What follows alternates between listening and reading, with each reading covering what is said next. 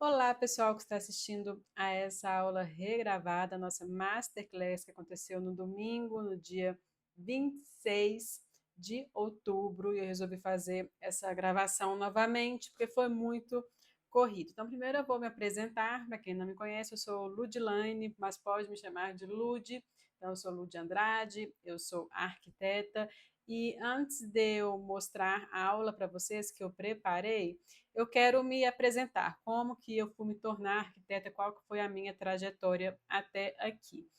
Tudo começou quando eu tinha apenas 15 anos de idade, resolvi prestar o vestibular para o Cefet de Minas Gerais, então eu fiz o ensino médio junto do curso técnico, e na época que eu fiz esse vestibular, tinha dois cursos de edificações, tinha com ênfase em projetos tinha com ênfase em construção civil. Eu escolhi com ênfase em projetos, então durante 2 anos eu estudei o curso de edificações. Então eu era bem novinha, naquela época, na hora de fazer o vestibular, eu não tinha certeza, mesmo tendo feito os 2 anos do curso técnico, eu não tinha certeza com relação à profissão de arquiteto.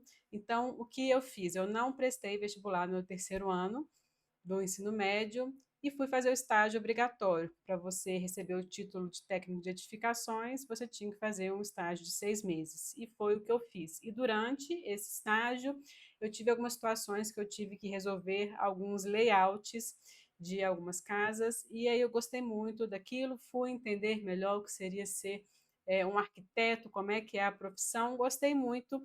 E aí, no ano seguinte, eu fiz o vestibular em 2000 para entrar em 2008. Eu entrei na faculdade no segundo semestre de 2008. Então, eu prestei vestibular em 2007 para arquitetura e urbanismo. Foi meu único vestibular e eu passei na Universidade Federal de Minas Gerais.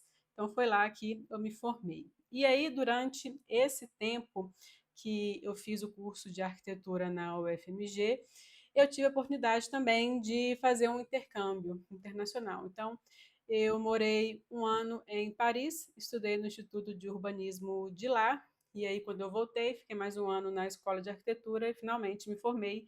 Já era meio de 2014, estava na Copa do Mundo. E aí foi aquela alegria, né? Porque aí formei, aí já emendei a Copa do Mundo, foi ótimo. E aí, nesse tempo todo, desde os meus 18 anos, eu trabalho. Então, eu sempre trabalhei com projetos, seja projeto elétrico, hidráulico, por conta do curso técnico de edificações, e depois eu fui entrando mais em projetos. Então, quando eu era estagiária, eu trabalhei na prefeitura com projetos que a gente chama de UMEIs, que eu acho que agora é EMEI, que são essas escolas municipais que a gente tem em Belo Horizonte, infantis, muito bonitinhas. Enfim, eu tive a chance de trabalhar nesses projetos. Depois, eu fiz um estágio que eu gostei muito, também na minha época de estagiária, eu trabalhei em um escritório de arquitetura que fazia casas para condomínios. Então, eram projetos residenciais unifamiliares, e aí tinha condomínio, tinha projeto no Alphaville, tinha projeto em Rio Acima, que é aquele canto das águas. Então, eu participei da aprovação desses projetos arquitetônicos. Se não me engano, do Alphaville, a gente aprovava o projeto na prefeitura de Nova Lima, mas é claro que o próprio condomínio em si ele já tem as próprias regras, que obviamente vai levar em consideração o plano diretor da cidade, as regras, todas as leis municipais da cidade, mas eles também vão ter algumas regrinhas próprias. Então, foi assim que eu comecei, na verdade, com a aprovação de projeto, foi nesse escritório, e aí eu ajudava nos cálculos de áreas dessas casas, e aí foi muito legal que quando recebia, né, as correções, era sempre pouca coisa, eu entrava primeiro com o projeto no condomínio, e aí era uma coisa ou outra, gente. Quando o condomínio aprovava, o projeto ele já era quase que automaticamente aprovado na prefeitura, porque ele já estava muito certo, porque ele já tinha sido conferido pelo pessoal do condomínio, os arquitetos já tinham muita experiência com essa questão de aprovação. Então, a minha primeira experiência com a aprovação de projetos foi essa. E foi tão bom esse meu estágio que quando eu me formei no meio de 2014, a arquiteta me convidou. Ela ia viajar por um mês e aí ela me convidou para substituí-la durante um mês. Eu tinha acabado de formar, assim, formei. Eu saí do meu estágio que eu estava trabalhando na época nos últimos 2 meses para dedicar à finalização do curso, porque, né, eu acho que todo estudante de arquitetura ele inventa, né, um projeto gigantesco. Não sei por que fiz isso, mas fiz um projeto gigantesco. E aí eu tive que saí também, eu não tinha muita conversa se eu ia continuar lá ou não, também não queria ficar, então eu saí e para, né, para focar no projeto final de curso. Então, assim, eu recebi a ligação dessa arquiteta, ela chama Cláudia, falou, Lud, eu vou viajar, você quer ficar aqui no meu lugar e tal, durante 30 dias? É uma escritório muito pequeno, era só 2 arquitetos, tá, gente? Então não ia ter a possibilidade de efetivação, mas eu achei ótimo. E aí fiquei lá durante esse tempo, foi a minha primeira experiência profissional como arquiteta, né, depois de formada.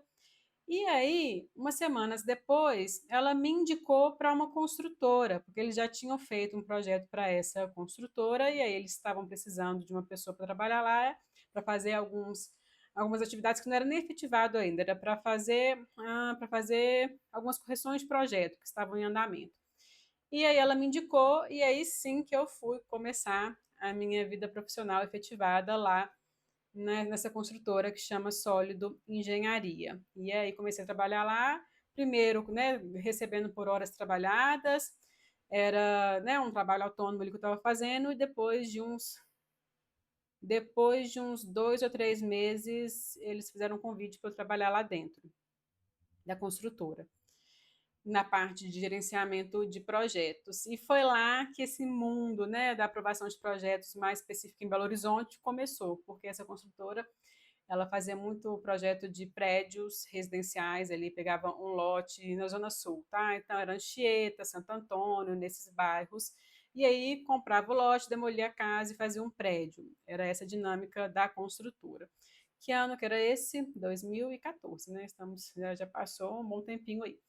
Mas, enfim, e aí dentro dessa dinâmica eu pude aprender muita coisa, porque não só a questão de aprovação de projetos, que eu vou contar para vocês como é que se estabeleceu, mas também questão de construção, de ir na obra, de ver como é que funciona a obra, da documentação que precisa para fazer uma obra, para levantar o prédio. Você tem que ter uma série de documentação que tem que estar lá para, não é só a vara de construção, tem outros documentos também que tem que estar na obra para que seja o Ministério do Trabalho que vai baixar lá na obra para ver se está tudo certinho, ou seja o CREA que vai fiscalizar a obra, até mesmo o CAL pode fiscalizar também a prefeitura.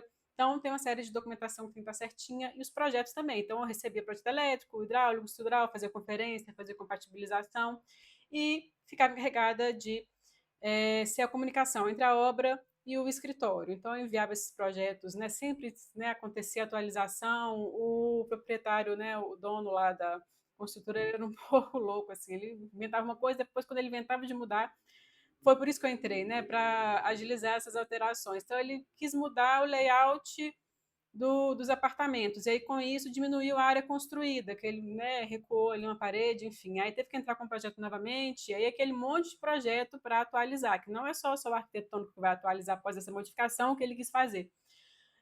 O elétrico vai ter que modificar, o estrutural, enfim. E aí a gente cuidava desses projetos todos. E aí era assim que funcionava na construtora. Esses projetos todos, eles eram contratados externos. Não tinha dentro da construtora o engenheiro eletricista, o engenheiro da hidráulica, não.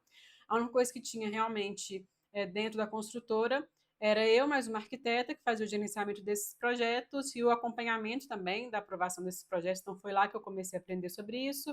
E tinha um arquiteto sênior, que era bem amigo, bem parceiro do construtor, enfim, ele já tinha muita experiência, esse arquiteto, aprendi muito com ele, ele chama Eduardo, e foi por causa de Eduardo que eu aprendi muita coisa de aprovação. Então, assim, eu caí lá e comecei a modificar projetos, né, de aprovação, entrar com o projeto novamente, foi todo um mundo novo, e aí eu fui aprendendo. E aí, parte desses projetos da construtora, eles eram feitos por escritórios que vocês devem conhecer, por exemplo, Túlio Lopes, mas a demanda de projetos era muito grande, porque todo mês essa construtora começava uma edificação nova. Então, não dava conta, né? Então, tinha que ter um outro arquiteto também, que era esse arquiteto que eu falei para vocês, que trabalhava meio horário lá no escritório, e ele também pegava o projeto por fora, para fazer a aprovação de projeto. E aí, ele não tinha muita ele não gostava muito de utilizar o AutoCAD, então ele ficava um pouco refém, assim. Então ele contratava sempre pessoas para fazer essa parte de desenho para ele. E aí ele contratava quem estava lá, era eu ou a outra arquiteta. E foi assim que eu comecei a aprender essa questão diária, né, de fazer memória diária, como tinha que fazer essa parte, né, tinha que preencher a planilha, tinha que fazer o desenho dos polígonos. E aí você que está ali mexendo com o AutoCAD, você que vai ver aonde que vai essa linha do polígono, você tem que ter essa noção. E aí eu aprendi com ele. e fui fazendo tudo. Então, realmente, eu fazia toda essa parte de desenho para aprovação, aprendi como calcular as áreas, ao que não era computado no cálculo de áreas. Na época ainda era o antigo plano diretor, então eles tinham uma planilha muito mais complexa do que a planilha que é hoje, tá, gente? Só para a curiosidade de vocês, a planilha, ela, né, tinha vários descontos lá nessa planilha, e aí ela separava várias áreas, assim, que realmente não faz muito sentido, que hoje é muito mais simples, tá? Se você não pegou o plano diretor antigo, saiba que é muito mais simples agora essa parte de cálculos. E aí eu fui aprendendo com ele. Só que o problema era o seguinte: ao mesmo tempo que todo mês eu estava entrando com um projeto com ele na prefeitura, estava corrigindo os projetos também, né? Porque o legal é isso, a gente entrava na época, não tinha alvará na hora, era só o alvará convencional, então a gente sempre entrava com o projeto. E aí os arquitetos da prefeitura corrigiam esse projeto. Então eu sempre tinha a prova ali no final. Ah, tá, isso aqui que ficou errado, ah, ficou faltando isso daqui.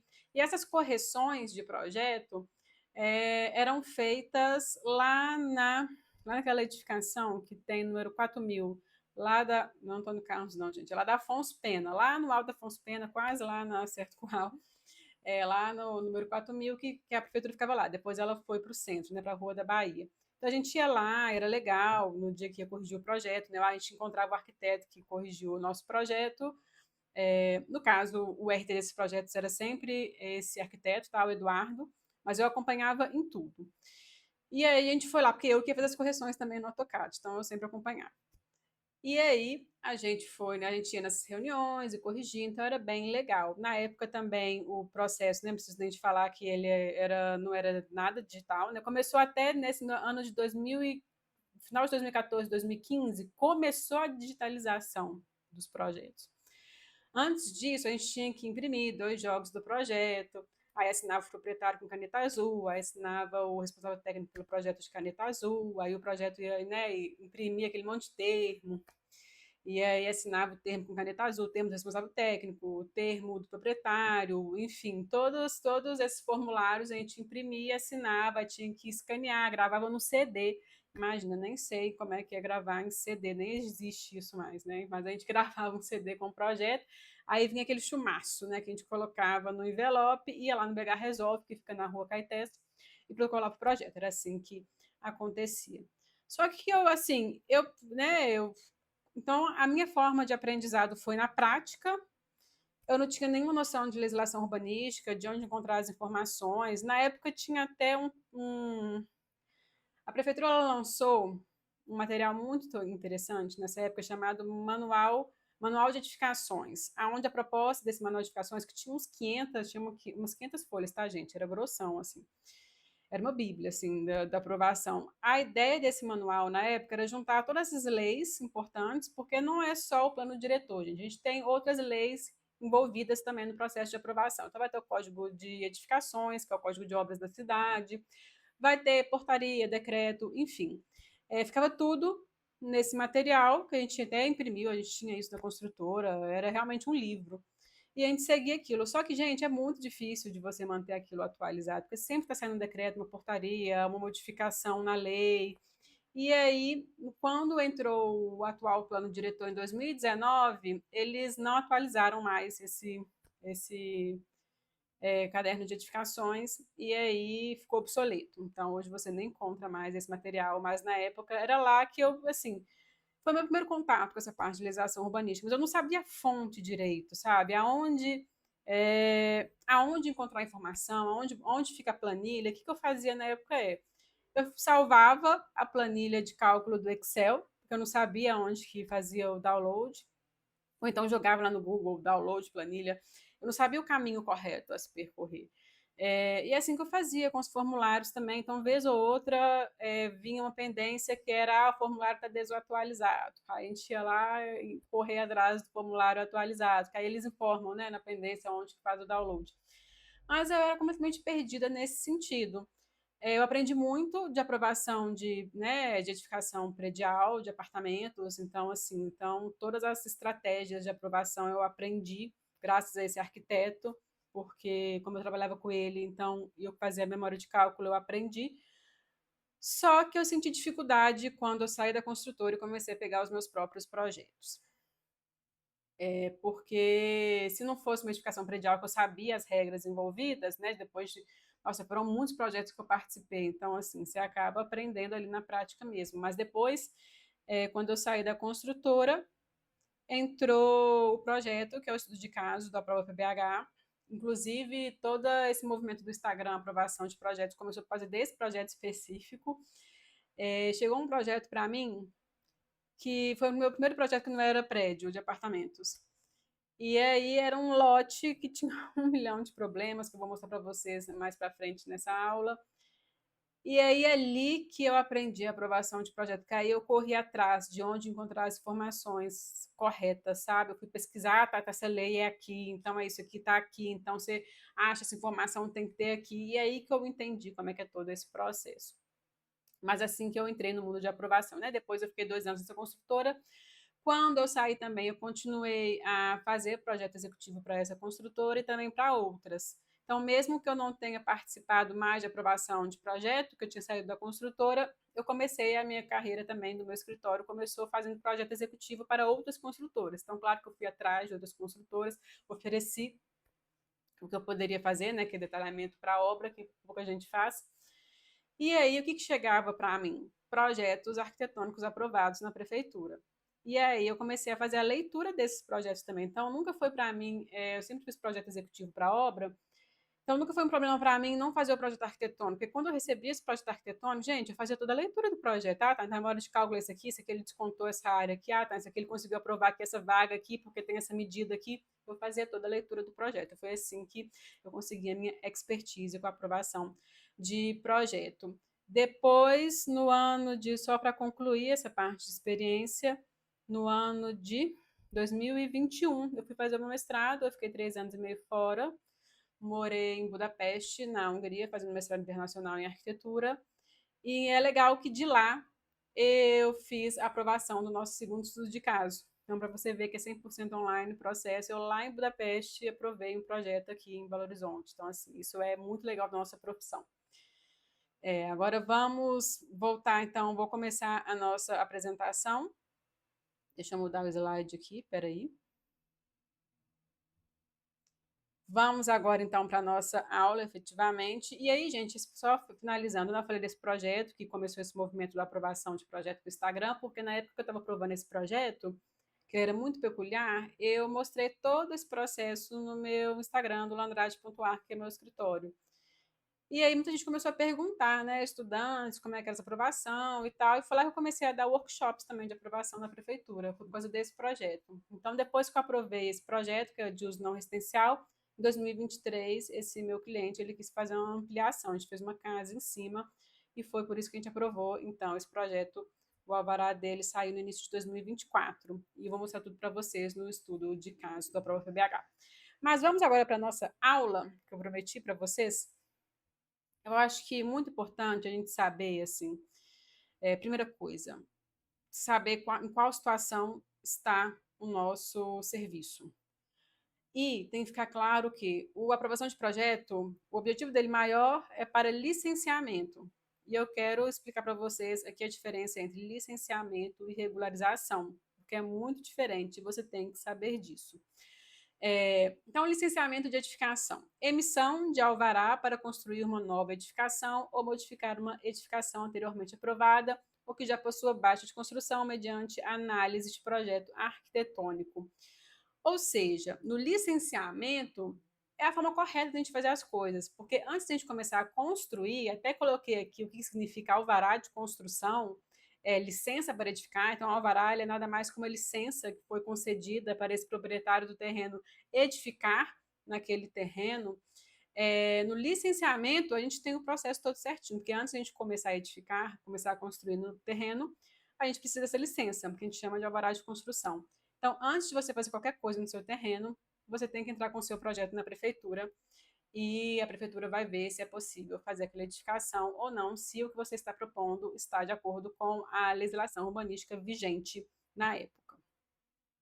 Então, no licenciamento, a gente vai ter aprovação de projeto de edificação ou de alteração de projeto de edificação quando é necessário obter o alvará de construção. Então, por exemplo, nesse meu caso, até do estudo de caso. Então, primeiro eu entrei com uma aprovação inicial, não tinha nada no lote do meu cliente. Eu fiz o projeto, entrei na época no alvará convencional, fez a correção desse projeto e no final a gente recebeu, o cliente recebeu o alvará de construção. E aí, nesse meio tempo, com o alvará de construção ainda válido, porque o alvará de construção ele tem validade de 4 anos, o meu cliente decidiu que ele queria fazer sim o projeto da loja em cima. A gente já tinha pensado todo esse projeto, nossa, foi muito difícil mesmo, porque o projeto ele era pequeno, ele tinha 284 metros quadrados, tinha saída para 2 ruas, uma rua na parte de cima, uma rua na parte de baixo, e tinha uma grande diferença de nível, e no meio tinha um muro de arrimo de 6 metros, essa era a situação. Então, primeiro a gente pensou o projeto da loja, que eu vou mostrar para vocês as fotos, então a loja embaixo para a rua Silva Lobo, a gente fez o projeto da loja primeiro, e aí quando eu estava quase finalizando a obra, ele falou, não, vamos entrar. E aí eu consegui entrar no licenciamento, justamente porque entrou aqui nesse caso, modificar uma edificação anteriormente aprovada. Então, ela estava aprovada, ela tinha o quê? Um alvará de construção.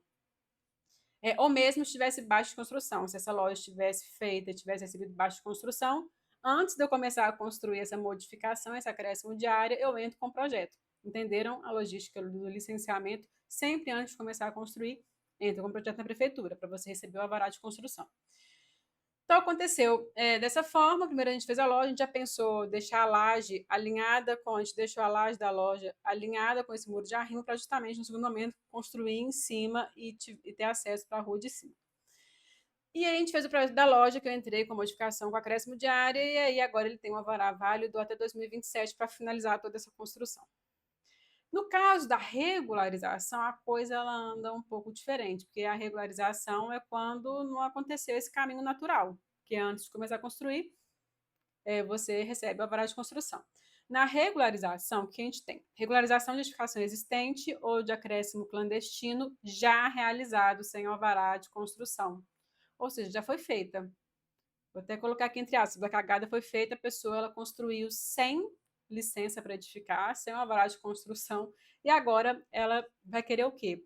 Ela vai ver se ela consegue, pelo menos, aprovar essa edificação dentro da legislação urbanística vigente para ela receber não um alvará de construção, porque já passou da época, ela não recebeu o alvará, ela construiu sem o alvará, mas sim receber o que a gente chama de baixa de construção, que é popularmente conhecido como habite-se. É um documento que a prefeitura vai entregar depois que você finaliza a sua edificação, falando, olha, essa edificação ela foi construída de acordo com a legislação urbanística vigente da cidade, está tudo certinho. Então, aqui está uma edificação dentro dos conformes, né, da legislação urbanística, para isso que serve a baixa de construção. E aí, na regularização, como não teve o alvará, o objetivo da regularização é ter essa baixa de construção no final. Né? Depois, então, você, na verdade, não vai fazer um projeto, você vai fazer um levantamento do que foi feito. Você vai levantar a edificação que foi feita no local, entrar com esse levantamento na prefeitura, a prefeitura vai ver se é possível, né? Aí você, claro, quando você fizer esse levantamento, você tem que saber se o que está ali ele é aprovável ou não, está dentro da lei ou não. E aí, dependendo também, se você tiver algumas irregularidades você consegue resolver com multa. Você paga um valor, né? Paga uma multa para a prefeitura, e aí, enfim, eu não vou entrar em detalhes aqui porque não é a minha expertise em regularização. Mas vejam que está escrito aqui, grifado, muito importante, quando não é necessário obter alvará de construção. Isso tem que ficar bem claro para vocês. Na regularização, a gente não quer obter alvará de construção, a gente quer obter o quê? Uma baixa de construção, depois que você entra com esse levantamento da prefeitura. Então, isso tem que ficar muito claro. Vamos para o próximo slide. E aí, essa aula eu fiz diferente, por quê? Eu, em vez de trazer muito conteúdo técnico, como eu sempre trago nas minhas aulas, quem participa das minhas aulas sabe que eu sempre trago muita informação como essa que eu trouxe, eu resolvi trazer um caso da vida real. Vamos lá, um caso de família da vida real, do mundo profissional. Quem me acompanha no Instagram e vê os meus stories, há um mês e meio atrás eu recebi eu contei de um caos.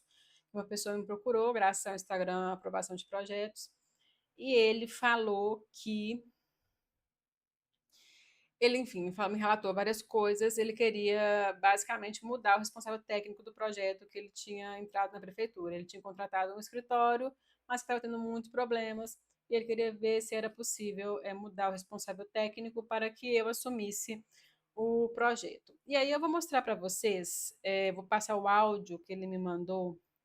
Claro que eu não vou falar o nome da pessoa e também tudo que eu mostrar aqui, eu não vou mostrar o projeto, eu não vou mostrar dados que identifiquem essa pessoa, enfim, seria muito antiético da minha parte.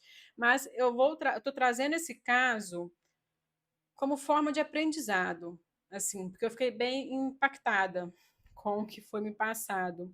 Eu só vou entrar aqui no meu WhatsApp e vou passar aqui o áudio, tá? Que é no meu celular. Claro que teve toda uma conversa depois, mas eu vou mostrar só o primeiro áudio. O áudio que ele chegou para mim e falou: olha, minha situação é essa, essa e essa. Por que eu estou fazendo isso? Porque poderia ser você, arquiteto. No seu Instagram, ele poderia ter visto você no Instagram e falado: não, deixa eu conversar com essa pessoa aqui para ver se ela consegue me ajudar. Por isso que eu resolvi trazer esse assunto nessa aula. Então, vou colocar aqui, deixa eu aumentar aqui, ó. Vou colocar aqui, tá? Deixa eu ver. Peraí. Bom, estou com um projeto na prefeitura para aprovação de uma vara na hora para construção. E essa solicitação já vem se arrastando por mais de um ano, quase dois. E eu acho, percebo, que talvez a equipe ela não tenha destreza e conhecimento do sistema da prefeitura, nem quanto aos preenchimentos dos dados solicitados pela prefeitura. Tanto que eu precisei pedir um terceiro para ajudar a verificar quais foram as informações que a prefeitura estava negando, que não estavam sendo preenchidas de forma correta, principalmente o preenchimento da planilha, eles não preenchiam de forma correta, e teve que refazer, refizeram 3 vezes e mesmo assim não deu certo. Outro detalhe do projeto, são detalhes do projeto, e eu vou até te mandar aqui as negativas que a prefeitura teve. Então eu queria ver se seria possível estar agilizando esse processo para que esse alvará seja emitido. Por quê? É uma construção de casa térrea. Eu acredito que seja mais simples, né? Mais fácil de conseguir a aprovação. Não é uma casa que tem pé direito alto, é tudo padrão, tudo padrão. Não tem 2 andares e é uma construção que vai ser feita de forma modular, né? A empresa já foi contratada para fazer, a casa já está pronta, é só chegar e montar. Porém, eu preciso dessa liberação. E todo o investimento que nós tínhamos foi feito para fazer o pagamento dessa empresa. E tem um prazo para cumprir com essa empresa. A empresa não vai fazer. Eu não posso correr o risco de fazer a construção sem a implementação do projeto sem o alvará. E a empresa está me apertando, porque já tem mais de um ano que está tudo pronto. Eu tenho que cumprir o cronograma, senão vou entrar em descumprimento de contrato com a empresa. Será que você conseguiria nos ajudar com isso? Pessoal, então foi essa mensagem que eu recebi. E aí vou dar um resumo aqui da situação, do que aconteceu. Então, depois que ele me mandou essa mensagem explicando, a primeira coisa que eu pedi para ele foi: gente, peraí que meu gato resolveu aparecer aqui. Nunca aparece, tá miando aqui, deixa eu só fazer um carinho aqui, senão ele não para. Pronto, né, Raj? Pronto. A primeira coisa que eu pedi para ele de informação foi: tem como você me mandar a informação básica desse lote para eu ter uma noção, né? Por que, que não está aprovando, qual que era a dificuldade desse projeto. Então, a primeira coisa que eu fiz foi: tem como você me enviar a informação básica para eu ver como é que é o terreno, quais seriam as dificuldades, né? Para eu tentar imaginar o que estava acontecendo, porque realmente um ano é muito tempo. E logo em seguida, ele já me mandou também o projeto arquitetônico. E aí foi que eu levei um grande susto quando eu vi o projeto arquitetônico, que foi a prancha, ele me enviou a prancha de projeto, como era só uma casa, num lote de 200 metros quadrados, ocupou só uma prancha a zero mesmo o projeto. E assim, o projeto que foi para a prefeitura foi essa prancha que eu recebi. E não nossa, estava cheio de erros aqui. Eu vou comentar com vocês, tá, de todos esses erros, mas o que eu fiquei mais chocada é que quando eu recebi esse projeto, tinha simplesmente era uma casa terra, igual ele falou no áudio. Inclusive tem alguns, né, algumas camadas nesse áudio que a gente vai conversar aqui. Mas aí essa casa térrea que fizeram simplesmente fizeram um estacionamento no afastamento frontal e simplesmente fizeram uma cobertura, né, cobriram essa área no afastamento frontal. Eu acho que qualquer, né, eu acho que até quem está na faculdade sabe, assim, né, está saindo aí, recém, né, arquiteto recém-formado, a gente sabe que não pode ser construído nada no afastamento frontal mínimo. Esse afastamento frontal mínimo, ele tem que ser respeitado. Você pode colocar vaga de garagem? Pode, dependendo aí se não tiver nenhum tratamento de afastamento frontal, que você precisa fazer área permeável, se você não caiu nessas situações, você pode sim fazer o seu afastamento frontal, fazer o seu estacionamento no afastamento frontal, mas ele tem que ser descoberto, ele não pode entrar no cálculo de área construída e nem no cálculo de área líquida da sua edificação.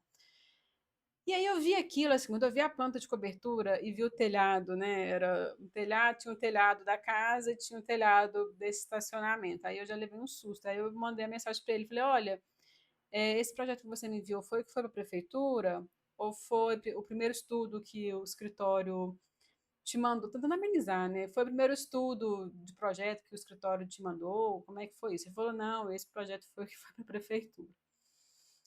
Aí, beleza, guarda essa informação. Tinha outros erros mais graves também. Eu vou ler essa informação básica desse projeto com vocês. Aqui a gente vai chegar nesses erros mais graves.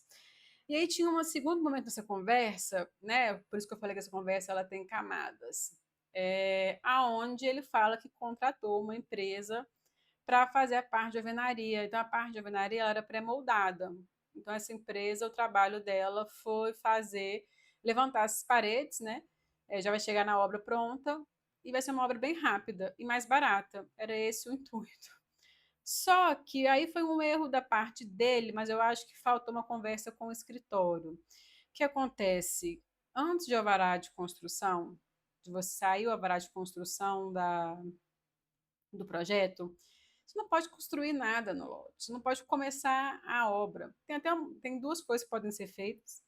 Nesse caso, antes de sair o alvará de construção, se você tiver licença para demolir, como eu falei para vocês, né, trabalhando na construtora, então era muito comum isso. Antes de sair o alvará de construção, a gente já conseguia licença de demolição, geralmente comprava casas, né, lote que já tinha uma casa, então demolia essa casa, isso sem o alvará de construção, porque para fazer isso você precisa de uma licença de demolição, é diferente o documento.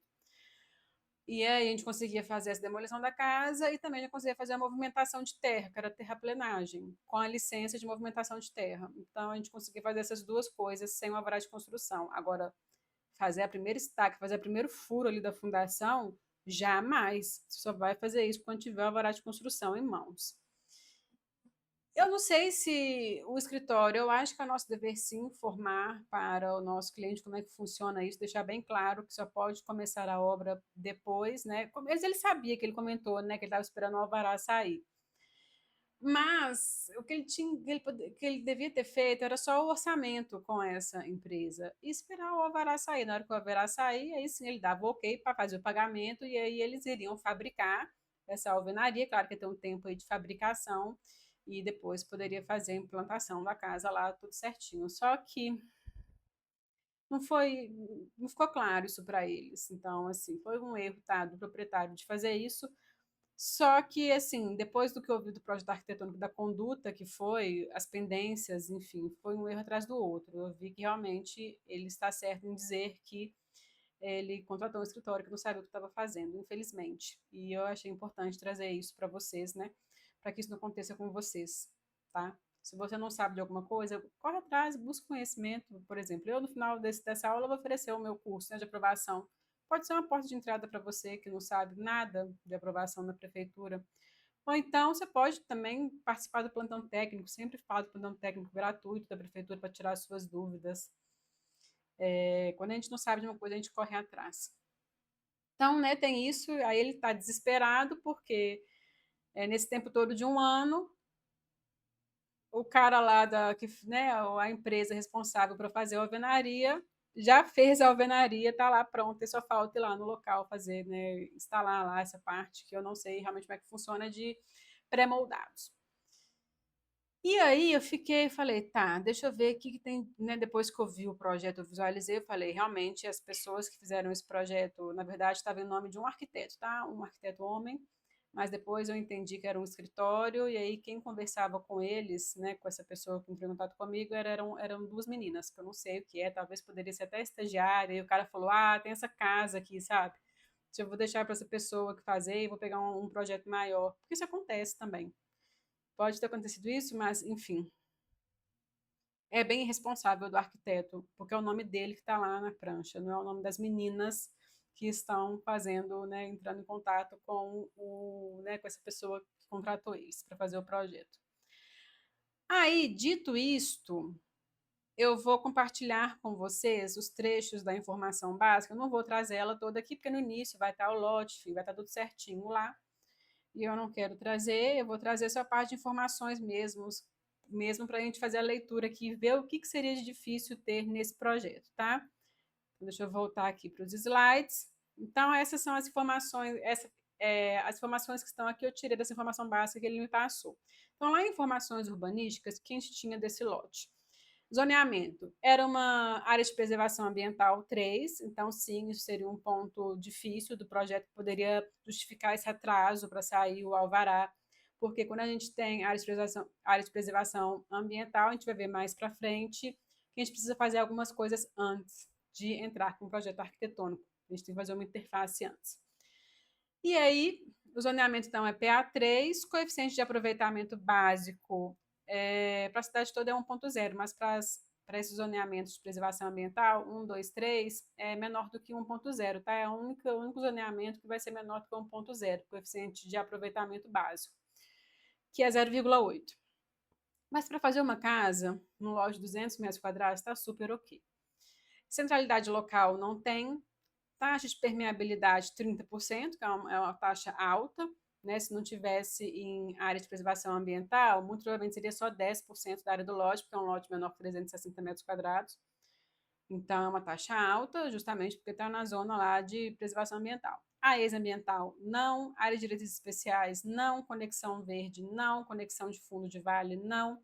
Lote inserido em área de ocupação urbana simplificada, não. Consorciada, não. Lote atingido por projeto viário prioritário, não. E é aqui que vem a dificuldade do projeto, que eu sei que, quando eu vi isso aqui, falei, eu acho que depois que ele mandou o projeto, falei, tá, obviamente, quem estava fazendo o projeto não sabia disso, pelo nível de desenho técnico que estava naquela prancha. Lote com previsão de recuo de alinhamento. Sim. O que acontece quando você tem um lote que tem previsão de alargamento, né, de recuo de alinhamento? Para que serve isso? Algumas ruas na cidade, elas, no futuro, elas podem ser alargadas, né? Aí vai envolver um estudo da prefeitura, né, da regulação urbana, com o BH Trans, enfim. Às vezes, alguns trechos que já estão mapeados, já tem esse mapeamento, está lá nos anexos lá do plano diretor, tem uma parte que mostra isso, que certas áreas da cidade, algumas vias, elas têm possibilidade de ter esse alargamento, que é o que está acontecendo aqui. Aí, para ter esse alargamento da via, o que vai acontecer? Né, tem um lote aqui, aí a rua está aqui. Para alargar essa via, você concorda que você vai ter que pegar um trecho desse lote aqui, um trecho desse lote aqui? Então, deixa eu mostrar aqui, né? A sua via está aqui. Um lote está aqui, o outro lote está aqui. Para você alargar essa via, né, dos dois lados, você vai ter que pegar parte de cada um desses terrenos. E é isso que está falando aqui. Por isso que esse lote ele tem que ter previsão de recuo de alinhamento. Porque se no futuro a BH Trans, estudo lá que a prefeitura falar, não, realmente é necessário fazer o alargamento dessa via, não vai ter que quebrar casa nem nada, né? E sair aí dando, né, pagando aí por essas desapropriações, enfim, porque já estava previsto no projeto. O projeto já tem que prever esse recuo de alinhamento. No momento de alargamento, quando acontecer o alargamento, esse trecho do seu terreno, que está em contato com o logradouro público, a prefeitura conseguir pegar essa parte, e mesmo assim a certificação fica lá certinho com afastamento frontal e sem ter que destruir nada. Isso já está previsto no projeto. É para isso que serve esse lote com previsão de recuo de alinhamento. Essa informação serve para isso. E hoje, nessa aula, vocês vão aprender a calcular isso, tá? Como é que funciona essa previsão de recuo de alinhamento. Quando eu li, eu falei, esses eram os dois pontos difíceis do projeto, área de preservação ambiental e, lógico, com previsão de recuo de alinhamento. Isso assim, eu li antes. Aí quando eu li, ele, logo depois que eu li a informação básica, ele me mandou o projeto. Aí eu vi que para um arquiteto que assina um projeto que tem uma garagem coberta no afastamento frontal, obviamente que ele não sabia dessa previsão de recuo de alinhamento e, obviamente, não tinha esse recuo no projeto. E aí a gente vai, então, para as etapas seguintes. Informações sobre a altura permitida. Então, a gente não tem nada de altura zerada, cota altimétrica zerada. Então, lá podia construir até 100 metros no porquê. Porque essa parte dessa PA3, ela não está no caminho do tráfego aéreo, né? Então, não sei se vocês conhecem o bairro Santa Amélia, o bairro Trevo, que fica próximo da Pampulha. Por causa do aeroporto, a edificação ela é mais baixa, porque justamente é a rota do avião. Então, você tem que ter uma proteção aí. Quem faz isso é o pessoal do Sindacta lá em Brasília, que é o Ministério da Defesa, igual está falando aqui, fica lá em Brasília. Então, não tinha nenhum problema com relação à altura da edificação. Podia construir aí a altura máxima 100 metros. Informação de patrimônio cultural. Também não tinha nenhuma pendência com relação a patrimônio, então está tudo não. Lote inserido em área de proteção federal, não tem nada. Diretrizes de proteção por causa do patrimônio, né? Não, também não vai ter nenhuma. E a gente vem para as informações do meio ambiente, aqui sim é importante. Lote inserido em área de preservação permanente? Sim, você está falando que tem nascente e brejo. Geralmente sempre está não, né? Aí você vai lá, faz o download do formulário de inexistência de APP, assina, sem nem saber, né? Você está assinando um documento, né? Se responsabilizando ali, por nem sabe se realmente no solo tem ou não, mas enfim. Nesse caso, está falando que tem, né? Área de preservação permanente, que a gente chama de APP. Está escrito aqui, ó, observação. Acesse o site aqui e escolha o serviço que se adeque ao caso em questão. Nesse caso aqui, que ele queria fazer uma casa, seria esse item A, autorização para ocupação de terreno em área de relevância ambiental, que é o caso dele. E realmente eles começaram por essa parte, porque eles precisariam ter, vou mostrar para vocês, é um documento que chama ARA, que eu vou mostrar mais na frente, com essa documentação falando que a sua proposta de projeto, ela foi apresentada para o pessoal do meio ambiente e eles viram que não ia ter impacto para essa área de preservação ambiental, né, a construção dessa casa, conforme, né, iria entrar na prefeitura o projeto da casa. E para esta casa que vocês estão falando que vocês querem fazer, vocês vão ter que fazer algumas coisas com relação ao meio ambiente, que é manter a área permeável, aí tem umas faixas lá dessa preservação de nascente, de brejo. E aí você tem que fazer um plantio de algumas mudas, né, de algumas espécies específicas, e quem vai te dar essa orientação toda com relação a isso, né? Isso vai impactar a sua área permeável do projeto, né? Quem vai te dar essa orientação é o pessoal do meio ambiente. E aí eles passaram por isso, né? Por isso que foi esse processo longo, porque, gente, quando você vai ter que passar pelo meio ambiente, pelo patrimônio, enfim, qualquer outro órgão que seja, vai demorar. E por isso que ele estava reclamando que estava demorando, porque realmente demorou. Ele me contou que ele teve reunião com o pessoal do meio ambiente presencial para conversar quais que seriam as medidas que eles tinham que fazer no projeto. E aí, enfim, essa é a questão do projeto que tem que estar em área de preservação ambiental.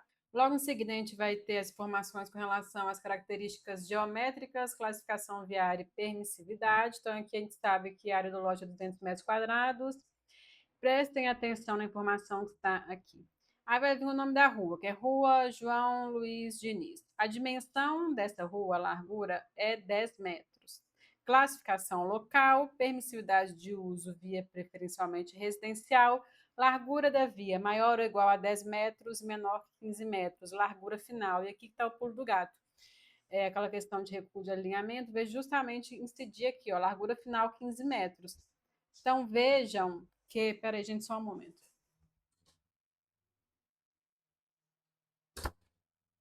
Não, mas ter gato em casa é difícil, né? Tem hora. Vejam que essa largura final, ela é maior do que a dimensão. A largura final é 15 e a que eu tenho atual é 10. Ou seja, isso significa que a gente pode ainda alargar esta rua.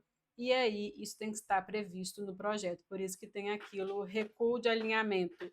Sim, a gente vai precisar fazer esse cálculo. Então, essas eram as duas dificuldades que tinha nesse projeto. área de preservação ambiental e essa questão do alargamento da via futuro que pode ser feito, que vai, claro, impactar no projeto. Ainda mais um lote que eu vou mostrar para vocês agora, esse é o croquis do lote. É um lote que tem 10 de frente e 20 de profundidade. Então, assim, incidir o recuo do alinhamento, aí logo depois o afastamento frontal, é claro que pode impactar da estratégia que você vai utilizar para fazer o projeto dessa casa, se você cola na divisa ou não. Inclusive, eu quero conversar sobre isso com vocês. E aí é isso. Com relação a isso daqui é um trecho que eu peguei, ele me mandou essa documentação de autorização de intervenção em área de relevância ambiental, que é a área que eu comentei para vocês, que é o documento que você precisa ter no momento que você for, né, enviar o seu projeto lá no protocolo, enviar o projeto arquitetônico e toda a documentação envolvida, você tem que enviar esse documento. Aqui é claro que eu peguei só um trecho para vocês entenderem o que vai estar nessa área, o que tem lá, o que você tem que fazer no seu lote se você cair nessa situação. Para esse caso específico, que era para fazer só a casa, o que eles vão ter que fazer? Apresentar croquis de arborização e ajardinamento das áreas permeáveis, considerando o plantio de 2 espécimes arbóreos e manter a área permeável. Apresentar relatórios de comprovação do plantio das mudas conforme a proposta de ajardinamento aprovado pela Secretaria Municipal do Meio Ambiente. Apresentar relatórios de monitoramento do plantio das mudas. Então, você vai ter, em medida compensatória, executar o plantio de 8 espécimes nativos, resultado da compensação da ocupação em APP, a serem indicadas aqui por esse departamento. Então, vocês veem que tem várias coisas que, se você estivesse fazendo um projeto fora de área de preservação ambiental, você não ia precisar de fazer todo esse detalhamento aqui com relação à parte permeável do lote. Mas, como está numa área de preservação ambiental, tem que ter todo esse cuidado. Então, isso que eles vão precisar fazer. Então, depois que eles receberam essa documentação, né, essa autorização, aí entrou com o projeto arquitetônico, conseguiu se enviar. Enviaram em agosto desse ano. E aí veio uma chuva de pendências. Eu não sei se vocês sabem, mas a comunicação que você tem com a prefeitura, a parte de pendências, quem vai receber essas pendências de projeto é só o responsável técnico. E o proprietário, ele tem também essa conversa com a prefeitura, só que não, algumas coisas não são enviadas para ele, mas ele conseguiu dar print nessas pendências, enfim. O pessoal, né, o escritório deve ter passado para ele. E eu fiquei chocada. Eu acho que para quem aprovou o projeto, sabe que quando você recebe pendências de projeto, é porque já vem uma frase gigantesca, porque é meio que já é porque não fala, no seu projeto é isso, isso, isso. Não é uma coisa, como é que eu vou dizer? Não é algo informal, é bem formalizado. Então, ele já tem algumas frases prontas para determinadas situações, e aí parece que você errou o projeto inteiro, mas não. Dependendo, né, da quantidade de pendência que você recebe. Mas este daqui, gente, tinha assim, muita pendência, não era nem esse o caso, sabe? Assim, era muita pendência.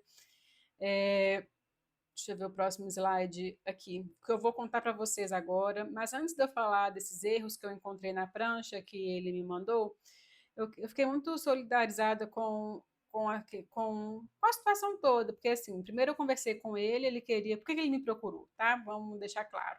Ele queria mudar o responsável técnico do projeto, ele não queria continuar com o escritório, ele queria, como já tinha entrado com o projeto, tinha passado pelo meio ambiente, ele não queria começar esse processo todo de novo. Então, ele queria só mudar o responsável técnico pelo projeto, porque já tinha um projeto, que até então, para eles, que são leigos, não precisam saber nada mesmo, o projeto estava ali passível de aprovação. E ele queria mudar o responsável técnico, esse é o objetivo. Eu não sabia na época, até para mim foi novidade, que você pode mudar o responsável técnico de um projeto. Eu já havia feito cancelamento de projeto, que eu vou explicar como é que funciona. Eu fiz um projeto para uma construtora, na lei antiga, e aí a construtora, quando foi fazer, né, essa edificação, esse prédio de apartamentos, ela viu que ela estava tendo muita dificuldade com a parte de subsolo que a gente tinha criado no projeto. E aí mudou a lei, e na nova lei ia ficar melhor ele fazer um projeto de outro jeito. Ele resolveu cancelar esse projeto, porque já tinha um alvará de construção, aí a gente cancelou esse projeto e entrou novamente, porque já tinha um alvará de construção. Então, teve que passar por esse momento de cancelamento. Isso demora, tá? O prazo aí de 30 dias. E o responsável técnico também tem um prazo. Você pode mudar, você pode solicitar e também tem um prazo, acho que, se não me engano, 30 dias também. E aí, como eu não sabia, o que eu fiz, gente? É aquilo que eu falo para vocês. Se você não sabe, você pergunta, você vai atrás. Eu agendei um plantão técnico na prefeitura no dia seguinte, conversei, na época tinha até duas arquitetas nesse plantão, porque uma estava em treinamento, e foi ótima a conversa. E aí elas puderam visualizar o projeto lá, entender toda a situação, assim, era pior do que eu imaginava, assim, porque como eles fizeram essa edificação coberta ali no afastamento frontal e depois teve que mudar por causa desse recuo de alinhamento que eles não fizeram, que eu vou mostrar para vocês o que isso interfere no projeto, vai ter que voltar no meio ambiente novamente, porque o meio ambiente, aquela solução que ele deu foi de acordo com a implantação que foi proposta, só que essa implantação mudou, porque eles tiveram que recuar a casa, porque teve que fazer a previsão do alargamento de via e depois vinha um afastamento frontal. Então, aí foi 1,5 m que teve que afastar a casa. E como a implantação mudou, lá na área, nesse documento, tinha implantação, aí ele vai ter que voltar novamente no meio ambiente para fazer essa adequação, enfim. E aí, como ia ter que fazer tudo isso e não tinha sido acatada, e pior ainda, gente, assim, quando você não sabe, pior do que você não perguntar, é você fazer né, como é que a gente fala quando a gente faz um crime e aí você, né, pratica provas contra você mesmo? Foi isso que esse arquiteto fez, porque não tem condição. Ele entrou com um projeto que claramente não ia ser aprovado, e aí ele entrou no alvará na hora. Ou seja, ele colocou a responsabilidade toda em cima dele. Quando a gente não tem certeza de um projeto, a gente entra em qual modalidade? Alvará convencional, que o seu projeto vai ser corrigido antes de liberar o alvará de construção. Esse arquiteto entrou com essa casa, que parece ser simples, né? Uma casa.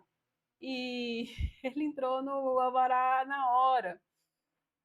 Nem a documentação ele está conseguindo aprovar, porque o projeto é documento, a planilha de áreas é documento, preencher tudo certinho é documento. A prefeitura não vai corrigir o seu projeto, mas ela vai analisar os parâmetros urbanísticos, os principais, afastamento está certo, essas coisas eles dão uma olhada. Então, seria barrado aí, né, essa questão da construção do afastamento frontal. Mas assim, tinha muita responsabilidade, né? Então, ele entrou na vara na hora. Mas como a documentação não foi acatada, porque tinha 1 milhão de pendências, o que a arquiteta me explicou? Que não seria possível trocar o responsável técnico, porque eu não tinha nada acatado ainda. Então, assim, eu poderia simplesmente entrar no portal de edificações e protocolar esse projeto novamente, começar. Porque não, é como se não tivesse projeto, entendeu? Como não tinha sido acatado, não tinha alvará, ou seja, é como se não tivesse existido ainda aquela edificação. Então, eu poderia entrar no portal de edificações, entrar com o projeto, mas aí, se eu fizesse dessa forma, iria passar pelo meio ambiente novamente. E aí ele não queria isso, porque demorou muito, né? Foram meses aí para aprovar, para receber esse documento do meio ambiente. Então, isso foi o que eu aprendi, né? Eu fui atrás para saber, né? Eu falei para ele, olha, a situação é essa, pode até mudar o responsável técnico, eu não sabia, tem até um formulário, depois eu fui pesquisar, tem um formulário que você preenche, e essa troca também tem um prazo, se não me engano, de 30 dias, para fazer a troca de responsável técnico. Então, sim, é possível. Nesse caso dele, como não tinha nada catado, não tinha vará, não tinha nada, então eu poderia, como se não tivesse nada. Mas aí eu ia entrar e ia atrasar, porque tinha que entrar novamente no ambiente. Enfim, aí ele preferiu seguir, né, enfim, acreditar que, né, o escritório lá falou que ia fazer as correções, né, teve toda aquela conversa para entrar com o projeto novamente. E esse foi o desfecho. Mas aí eu quero mostrar para vocês os erros que eu vi nessa prancha. Obviamente, eu não vou mostrar o projeto para vocês, seria completamente antiético da minha parte. Mas eu vou mostrar o que estava de errado lá quando eu vi, para vocês entenderem, tá? Então, erros encontrados na prancha do projeto protocolado na PBH. Estacionamento coberto, que eu comentei para vocês, no afastamento frontal. Não ter considerado recuo do alinhamento. Então, assim, o afastamento, a vaga já estava errada e ainda estava na posição errada, porque não foi considerado esse recuo de alinhamento. Isso foi o de mais grave, tá? E isso, claro que né, não dá para você seguir com um projeto assim. Aí os desenhos técnicos, eles não mostram as informações pedidas pela Prefeitura de Belo Horizonte. Por que eu estou trazendo isso para vocês? Porque a gente tem sim, gente, uma portaria que fala de toda a representação gráfica, como é que tem que ser feito, como é que é uma planta de situação, quais informações tem que ter na planta de situação, quais informações tem que ter na planta baixa, quais informações tem que ter no corte. A Prefeitura tem um documento para isso, que está na portaria, que eu mostro lá no curso Prova BH todo esse caminho. Então, você tem que, a representação gráfica, ela faz parte, né, do projeto. O projeto, ele é um documento em si, né? Aí, a planta de situação tinha apenas as marcações dos limites dessa APP, os níveis do polígono, né, do terreno, então, cada ponto ali do terreno tinha um nível e as cotas do lote CP real.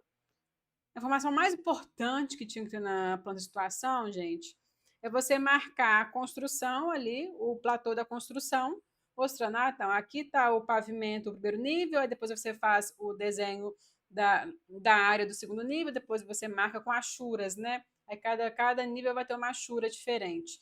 Por que isso? E aí, a partir dessas achuras, né, você vai colocar as cotas dos afastamentos laterais, frontal e de fundos. Então, não tem melhor planta para você conferir afastamentos laterais de fundos do que essa planta de situação. É para isso que ela serve. Então, nessa planta de situação, vai estar a marcação desse meu nível, né? Não vai estar detalhado como uma planta, que vai estar ali, né? Todos os cômodos e tal. Na situação, é só a área mesmo que esse nível ocupa, com machura, o nível e principalmente a cota entre o final, né, dessa construção, da edificação e a divisa, que vai ser o quê? Os meus afastamentos. Essa planta de situação tem que ter isso é básico, né, na informação, né, na planta de situação. Não tinha nem o desenho, assim, tava isso que eu falei para vocês. Aí, da cabeça desse arquiteto, ele fez uma planta de implantação, que nem existe esse vocabulário para a Prefeitura de Belo Horizonte. Não existe planta de implantação para a Prefeitura de Belo Horizonte, não, pode ter em outra prefeitura. Cada uma vai ter a sua representação gráfica. Aí é o seu papel como arquiteto ir atrás e ver o que você tem que fazer para aprovar o projeto, qual que é o padrão, né, de representação gráfica que você precisa entregar. Na prefeitura não existe planta de implantação.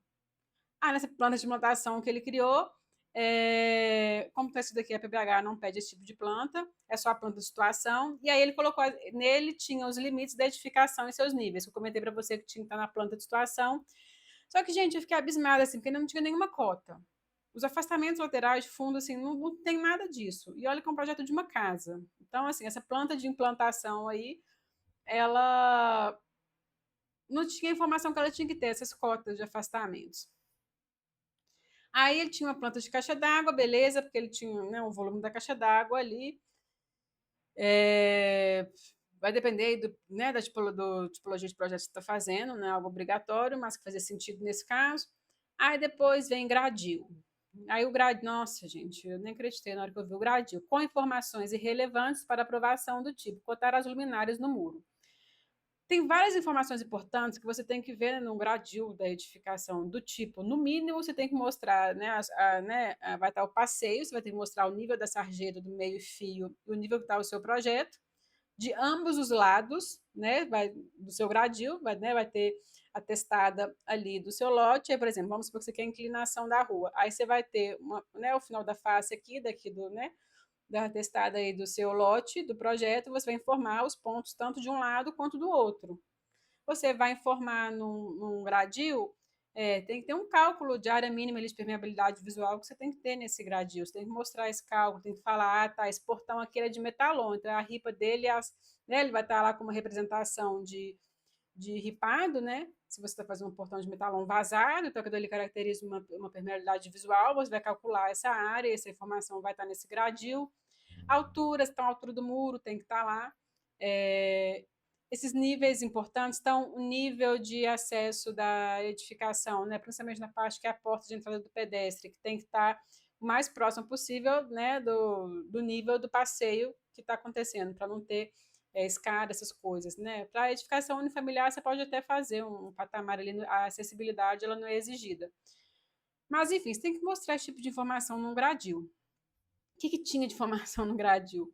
Eles fizeram ali um desenho bonitinho, fizeram a arandela luminária de parede, e cotaram a altura dessa arandela, cotaram a altura do passeio até essa arandela, como se fosse um projeto executivo, que também não tinha nenhuma informação de projeto executivo ali. Então, assim, informação desnecessária, e os níveis que eram importantes não estavam.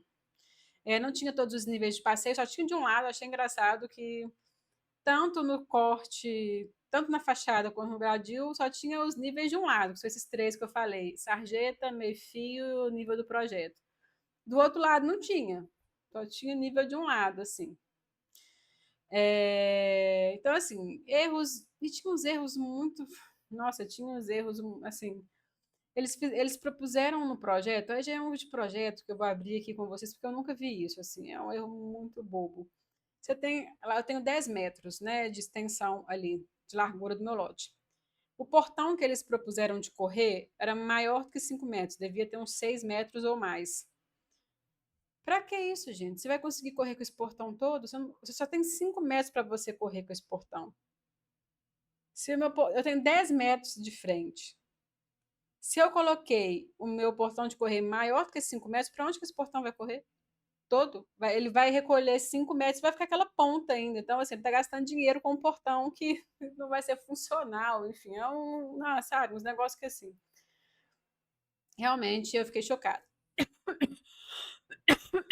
Aí corta. Espera que eu vou beber uma água, porque tô até emocionada aqui, porque, nossa, eu nunca vi tanto erro numa prancha só, de um projeto que é uma casa, pelo amor de Deus.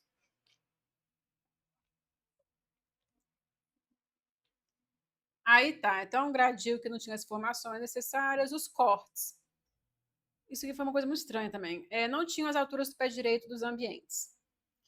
Cotam da seguinte forma: a altura do piso, por exemplo, um dos cortes, ele passava nas áreas molhadas do projeto, né? Que é a cozinha, e tinha o banheiro e tinha um quarto. Na cozinha tinha uma bancada de granito, beleza, que você pode até mostrar ali onde está a pia, né?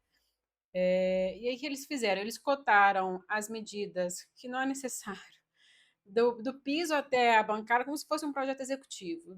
Do piso até a bancada, da bancada até a janela até o teto. E a cota principal, que é o pé direito, não tinha essa informação lá, tinha que sair fazendo cálculo. Gente, não faça isso, pelo amor de Deus. As cotas gerais, elas têm que estar claras no seu projeto. Pé direito é uma informação que tem que estar clara no seu projeto, aonde ele tem que estar claro nos cortes, que vai mostrar as elevações do projeto.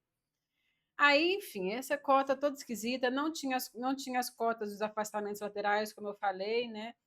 De fundos, que, assim, depois desses afastamentos marcados na planta de situação, um outro local muito importante que esses afastamentos têm que estar marcados são nos cortes, porque o corte ele vai mostrar as divisas. Então, você vai conseguir mostrar essa distância da sua edificação até essa divisa. É importante essa informação estar no corte, não tinha lá.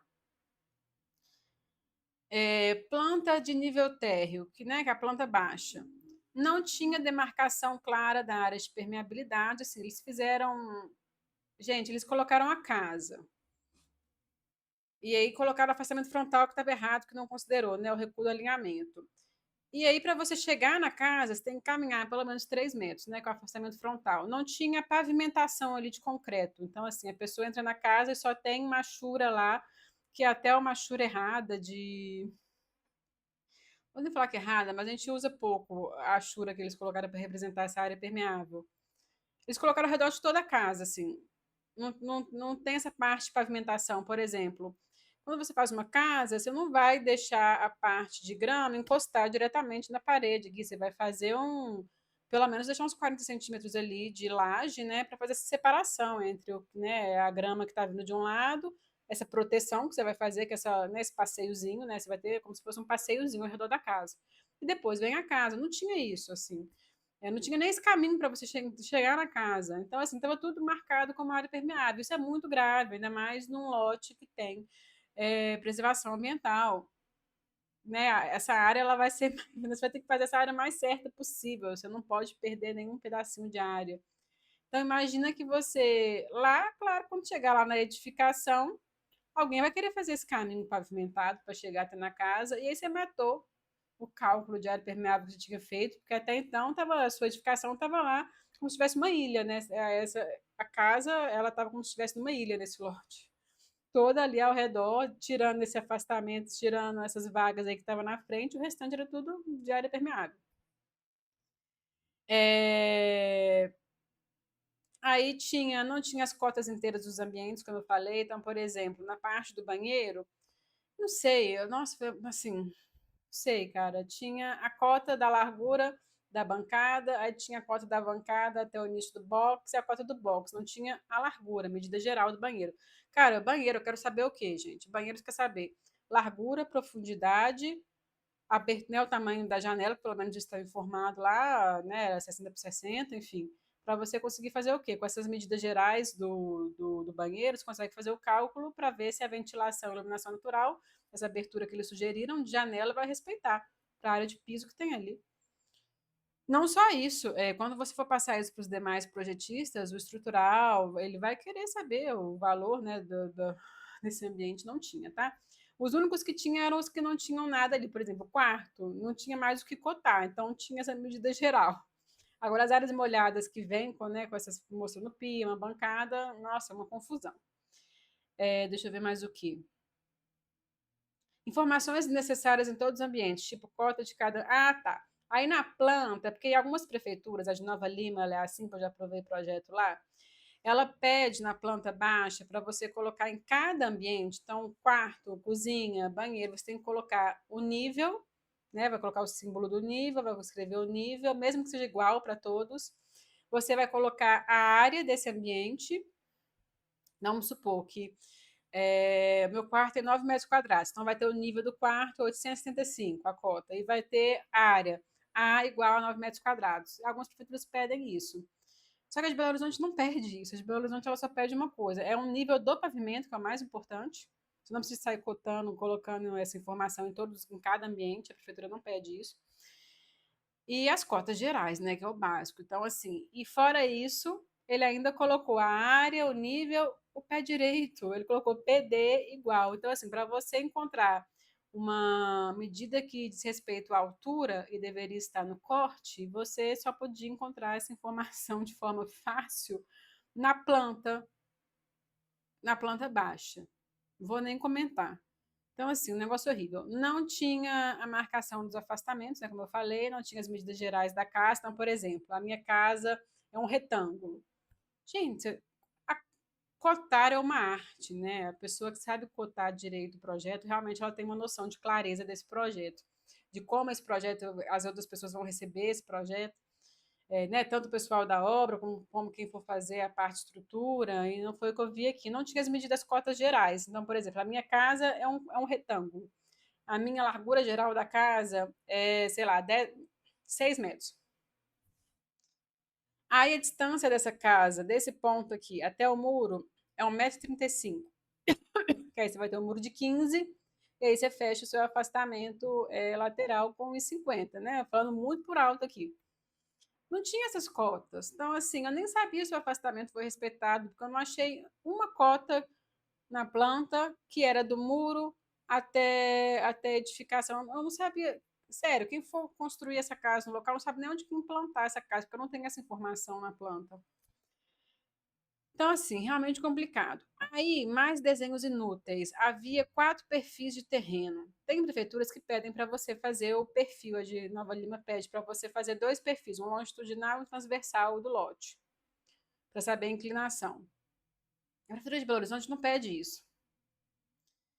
Essa questão desse perfil vai aparecer nos cortes. Não tem necessidade de você fazer, né, só um desenho para isso. Eles fizeram não só 2, mas como 4. 2 longitudinais e 2 transversais. Assim, para que essa informação? A Prefeitura de Belo Horizonte exige isso, está lá no padrão de representação gráfica, que tem que fazer 4. Então, assim, gente, um absurdo atrás do outro. Planta de cobertura, estacionamento no afastamento frontal, não vou comentar novamente. Fachadas, as alturas estavam marcadas erradas. Gente, uma bagunça. O selo, claro que estava desatualizado, preenchido com informações erradas do tipo. Vai ter um campo no selo que também é um padrão da prefeitura, você tem que fazer o download disso lá no site da prefeitura, tudo certinho. E você também tem uma forma de você preencher esse selo. E uma das partes desse selo vem o conteúdo da prancha. E aí, o que é o conteúdo da prancha, gente? É o que está na prancha. O que está na prancha? Planta de situação, planta do nível térreo, corte AA, corte BB. É isso que é o conteúdo da prancha.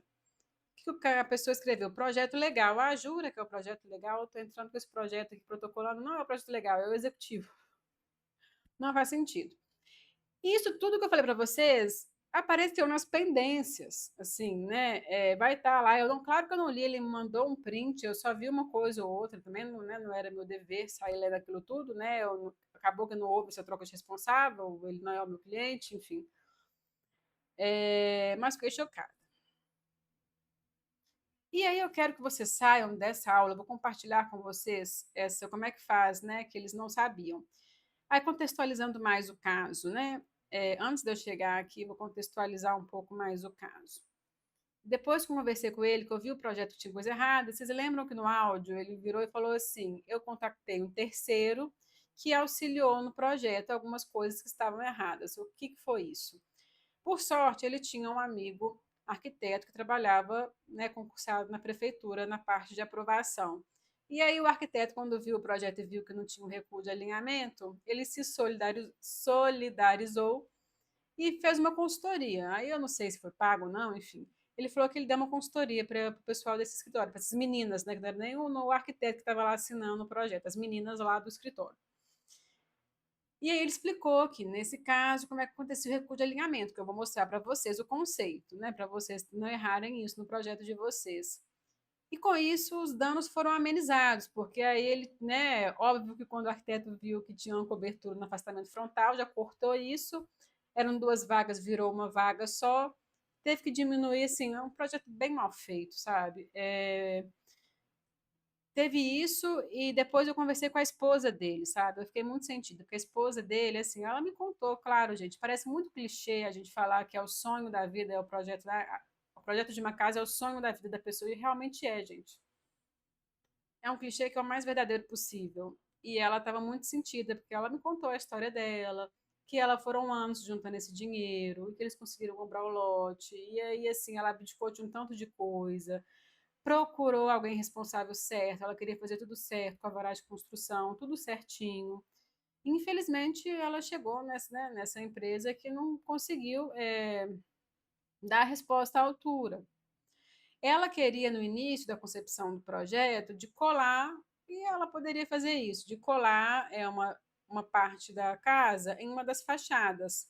Pode ser de fundo, das laterais, construir na divisa. Começou uma casa, e a gente, né, no curso eu mostro como é que faz o cálculo dessa altura máxima na divisa. No caso dela seria possível, não tinha nada falando que não seria possível fazer essa, né, construir na divisa. E para ela seria ótimo, porque aí ela, assim, era um lote muito pequeno, em vez dela ficar aquela casa em formato de ilha, como ficou, né, a casa ficou como se fosse numa ilha no lote, com afastamento para todos os lados. Ela poderia ter pelo menos encostado essa casa no fundo e ganhado mais espaço livre na frente. Se ela tivesse encostado de um lado, aí seria uma outra estratégia de arquitetura, e tem, em vez de ter 1,5 m de cada lado, ter 3, aí você consegue fazer alguma coisa ali, né, de área de lazer, com 3 metros, agora com 1,5 m vira um corredor mesmo.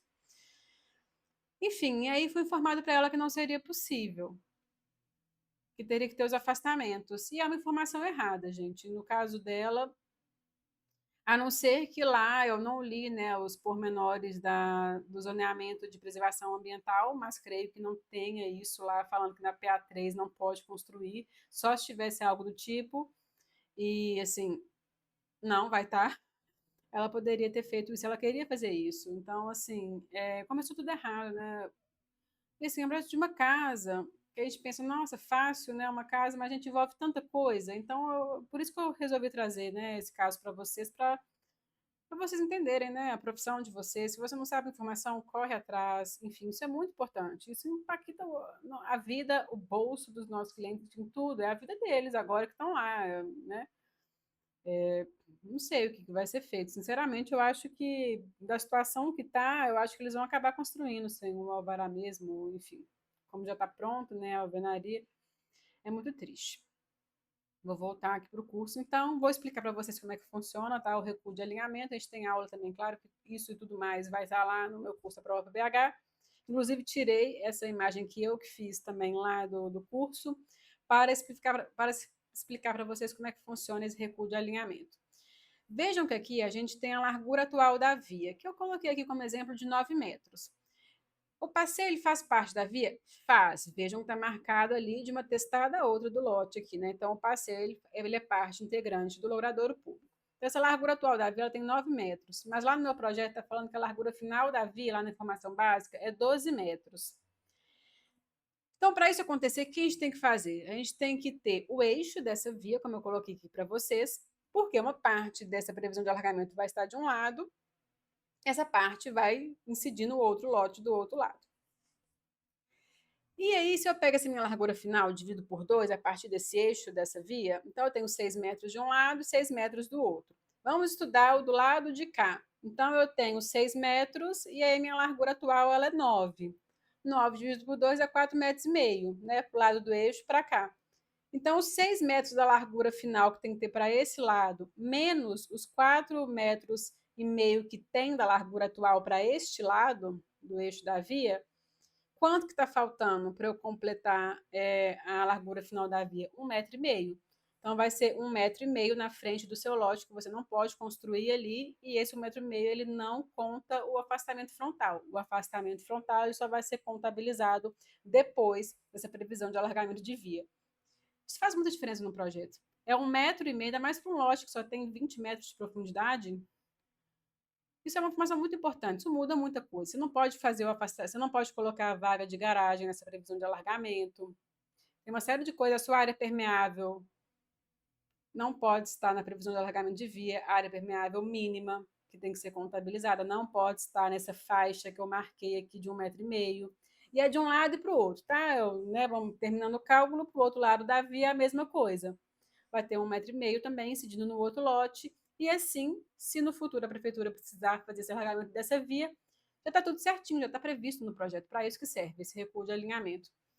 E num lote tão pequeno como um deles, que precisa de muita área permeável, nem sei se vai fechar o cálculo para 30%, acho que vai. Mas, assim, previsão, esse recuo ele era essencial. E foi isso que o arquiteto lá explicou para, né, depois quando entrou com o projeto, teve aquele monte de pendência, um susto enorme, e aí eles corrigiram, né? Aí eu sei, até onde eu sei, eles colocaram a previsão de alargamento, porque esse arquiteto explicou como é que fazia o cálculo, mudar, tiveram que. Ai, é um projeto muito ruim. Tiveram que tirar, porque na parte da frente do projeto tinha área gourmet. Aí tiveram que reduzir por causa da previsão de alargamento, mas eles poderiam ter colado essa casa nos fundos, porque não tinha janela para o fundo, sabe? Ficou aquele 1,5 metro lá, a casa em ilha, enfim. Mas é isso. Então, isso daqui que é a previsão de recuo de alinhamentos. Na informação básica, estiver falando que sim para o seu projeto. Isso é a primeira coisa que você tem que pensar no seu projeto. Isso aqui vai interferir no restante todo, né? E é isso. Espero que vocês já estão saindo dessa aula com essa informação. E aí eu vou mostrar para vocês agora o projeto que eu comentei, que eu fiz lá em 2018. A gente sonha, né, quando a gente forma como arquiteto, que a gente vai ter aquele projeto, que eu falo que é a tela de descanso do Windows, né, que é aquela grama toda plana, verde, árvores lindas. A vida real é isso aí que eu estou mostrando para vocês, gente. A vida real me chegou uma informação mais que esse lote, que não tem nada de bonito. O projeto não foi o mais bonito que eu já fiz na minha vida, mas claro que eu fiz o melhor que eu pude com o que tinha. E esse que é, então, esse que é o estudo de caso que a gente vai ver na prova PBH. Então, em 2018, eu fui lá e tirei essas fotos. Essa é a parte de cima do projeto. Como eu falei, ele tem saída para duas ruas. Na rua de cima, que é uma rua local, que é a Maria Macedo, a gente já tinha essa espécie de rampa, já tinha esse arrimo que vocês estão vendo, tem um arrimozinho ali que já tinha isso, a gente ia manter isso no projeto. E aí, quando você olha para baixo, lá embaixo, vocês estão vendo, né, na segunda foto, lá embaixo tem a Silva Lobo, que era onde ia ter a outra saída do projeto. Aqui, ó, lá embaixo era isso aqui. Já tinha esses containers que funcionavam como uma loja e o meu cliente queria legalizar isso tudo, né? Falando, não, deixa eu fazer uma construção, uma edificação, porque a proprietária estava disposta a ficar nesse ponto e aí ela iria alugar essa construção que o meu cliente iria fazer no local. E essa que era a situação que estava lá embaixo. Você vê que é bem plano lá embaixo, assim, né? Mas tem esse desnível de 6 metros que tem no meio desse lote, foi construído um muro de arrimo, aleatoriamente. Tinha um muro de arrimo ali no meio. Então, esse é o projeto completo, que ele entrou em duas fases. Então, assim, tá cheio de coisas aqui. Inclusive, esse projeto eu tive recuo de alinhamento nas duas ruas. E tinha um muro de arrimo no meio do loja. Então foi assim, muito desafiante fazer principalmente a parte da loja aqui embaixo, que não sobrou muito espaço, porque a previsão de alargamento de via da Silva Lobo ela era bem maior do que a da rua de cima. Então isso justifica eu ter nessa distância aqui dessas vagas. Então, assim, as vagas vieram parar aqui, né? E quando eu entrei com o projeto dessa loja, só da loja, que eu terminei até aqui. Então, o muro de arrimo ele vem até aqui, ó, no meio do lote, no final da loja. Ele vem até aqui. Então, a gente fez essa laje, eu já previ essa laje terminar no muro de arrimo certinho, nivelado, para no segundo momento fazer a segunda parte da construção. Então, a gente provou a primeira loja. A loja eu entrei no projeto na lei anterior, na época eu pude escolher, porque estava na transição de um plano diretor para o outro. E por uma série de fatores que eu falo no curso, por que eu escolhi entrar no plano diretor antigo e não no novo? Só para vocês saberem, no plano diretor atual seria impossível eu fazer gradil, porque eu tenho uma área de centralidade, eu tenho um tratamento de afastamento frontal para isso, então eu não poderia colocar o gradil. Eu não iria poder colocar as vagas de garagem no afastamento frontal. E como eu já tinha previsão de alargamento de via aqui embaixo, e depois que veio o afastamento frontal, a minha loja ia ficar sem gradil de proteção, porque o meu cliente falou que já foi assaltado lá 2 vezes, então para ele era muito importante ter esse portão aqui. E ele ia ficar sem vaga, porque eu ia ter que jogar o projeto para trás, concorda? Que aí primeiro vem a previsão, aí depois vem o afastamento frontal, que eu não ia poder colocar as vagas, aí só depois eu ia conseguir colocar vagas. Aí eu já cheguei no muro de arrimo. Aí minha loja já chegou no muro de arrimo, entendeu? Eu tinha esse limitante muito claro desde o início do projeto, eu tenho um muro de arrimo no meio do lote, eu não posso mudar essa situação. E aí, na lei antiga, eu não tinha essa questão, não tinha área de centralidade, não tinha tratamento de afastamento frontal, então, assim, foi por isso. Mas tinha outras coisas que eram pior também, que aí eu falo no curso. Mas aí a gente acabou entrando, então, com esse projeto, né? Pelo menos a loja na lei anterior. Eu vou mostrar todo o processo de aprovação dessa loja, embora vocês vão, né? Embora eu não vou dar o enfoque nas questões de plano diretor, mas o restante, gente, continua o mesmo. Quando a gente fala que mudou o plano diretor, a gente pensa que agora o projeto mudou tudo, né? Nossa, agora está tudo novo. Gente, o nosso código de edificações, ele continua intacto desde 2009, é o mesmo. Então, tudo relacionado a código de edificações, a portaria de BH Trans, se mudou ou não, isso tudo continua, tem muita coisa nesse projeto que é atual, e são elas que eu vou mostrar para vocês, fora todo o processo, as correções que a prefeitura me pediu, como é que foi o decreto, porque até então eu já tinha ciência que tinha essa previsão de alagamento de via na rua de cima, porque eu já tinha lido na informação básica. E aí, eu entrei com esse projeto em julho de 2018. Em agosto de 2019, a prefeitura entrou com um decreto falando que a Silva Lobo ela tinha entrado para essa parte de previsão de alargamento de via. E como meu projeto ainda não tinha sido corrigido, eu tive assim, foi um susto, isso eu mostro no curso, um susto, porque assim, quando eu recebi as pendências do projeto e vi as correções, eu falei, gente, mas não tem previsão de alargamento de via. Olhei a informação básica, conferi. Mas aí eu soube desse decreto que aconteceu logo depois e eu tive essa infelicidade de ter que considerar essa previsão depois que eu entrei com o projeto. Enfim, eu mostro todo esse rolê no curso. E aqui em cima a gente tem uma casa. Então, esse portão, você vê que não é o projeto mais bonito que eu fiz na minha vida, está longe de ser. Já fiz muito, até casas mais bonitas do que isso daqui, já fiz prédios residenciais em Belo Horizonte, assim, muito mais bonito do que esse projeto. Mas, gente, pode ser que você tenha um cliente que ele só quer resolver a vida dele, igual é o caso do meu cliente. Ele tinha uma situação de containers que ele queria fazer aquilo ali virar uma loja.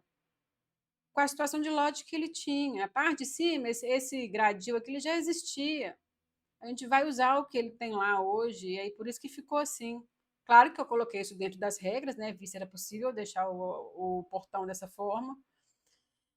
E aqui, ó, ele já tinha, lembra aquele arrimo que eu mostrei para vocês? Ele tá aqui, ó, por isso que tá tortinho assim, ó, porque no levantamento topográfico, ele tá assim, né? Ele vem assim, e a gente manteve, ele não ia desmanchar. Vocês estão percebendo que tem tudo uma questão de preço, de orçamento, de budget, na hora que o seu cliente for fazer o projeto, você tem que levar em consideração quando você faz o seu projeto, e esse aqui foi o caso. Meu cliente não quer perder tempo desmanchando um muro de arrimo que já existe lá. Aí a gente fez a melhor opção, que foi deixar isso aqui plano, e aí a parte daqui, aí vem a grama, a área permeável vem aqui para baixo.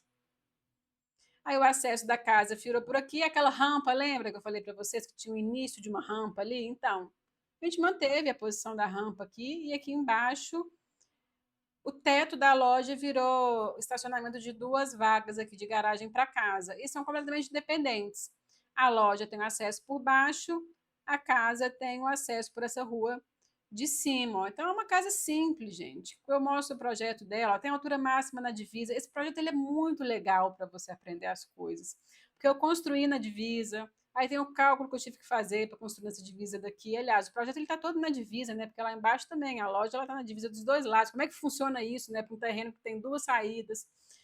Gente, esse projeto foi assim um grande aprendizado para mim e que eu estou passando para vocês, os dois momentos, né? Porque a casa já entrou na nova legislação.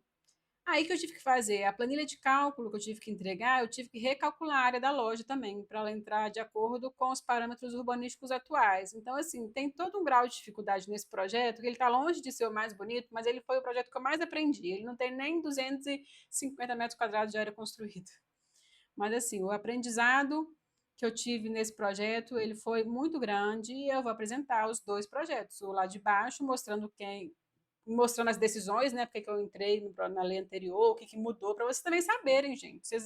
Eu, pelo menos, quando eu ando na cidade, eu saio olhando as casas, tudo nas ruas, eu observo tudo. Ah, essa casa geminada, por que ela conseguiu fazer é, uma altura na divisa maior? Será que isso aqui é legal? Não é legal? Por que tem essa grade aqui? Isso aqui é área de centralidade, não tinha que ter. Você tem que ter esse parâmetro.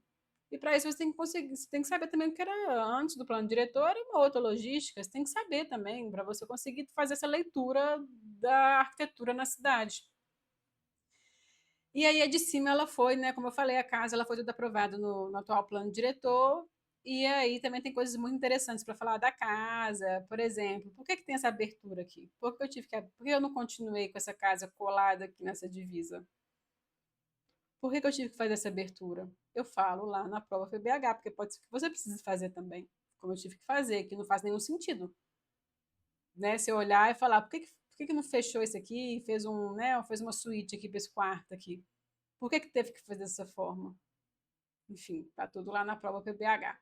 Então, esse aqui é o projeto que a gente vai analisar em duas etapas. Então, voltando para a nossa apresentação, no curso, esse é o estudo de caso, modificação de uso misto, lote com saída para 2 logradouros, 2 recuos de alinhamento, construção na divisa, lote CP menor que o real, teve isso também, tinha uns 20 metros quadrados de diferença. E aí, como é que eu lidei com isso no projeto? Assim, já era pequeno, gente, foi uma loucura esse projeto. É muro de arrimo de mais de 6 metros no meio do lote, modificação com acréscimo de área. Como é que faz modificação com acréscimo de área? Projeto aprovado em 2 momentos, usos independentes, como é que eu fiz isso? É uma edificação de uso misto, mas que ela não tem área de uso comum. E isso impactou no RS dessa edificação. A arquiteta que corrigiu o meu projeto, ela enxergou uma situação que eu virei e falei: minha filha, eu não vou fazer isso está errado, eu não concordo com você. Explico isso no curso também. Aí o que eu fiz?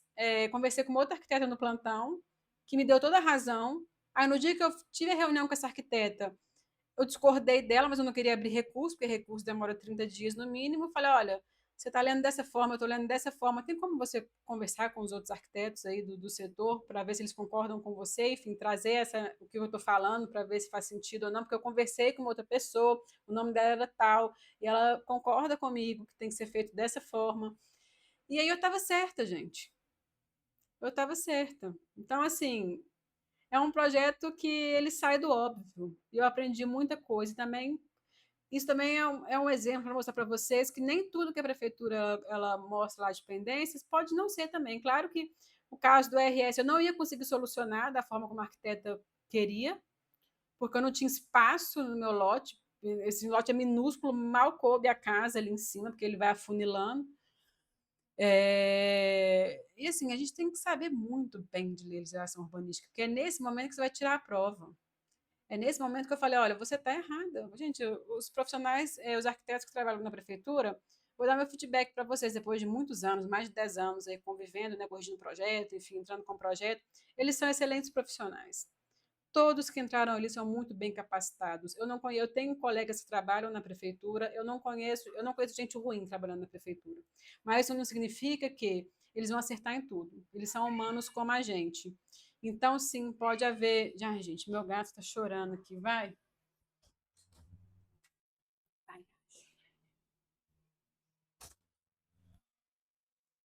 Então é isso, gente. Eles podem errar também e você tem que estar muito certo do que você está fazendo no seu projeto para você, igual nesse meu caso, é discordar, mas discordar com propriedade. Falar, olha, aqui na lei está falando assim, e realmente esse trecho na lei não estava muito claro para esse tipo de edificação, que, né, que não é, né, uma edificação de uso misto, aqui é muito peculiar esse meu uso misto, porque eles não têm áreas em comum entre eles. As saídas são independentes, é como se fosse duas edificações completamente separadas. Mas ela chama edificação de uso misto, porque eu tenho uso residencial e não residencial na mesma edificação.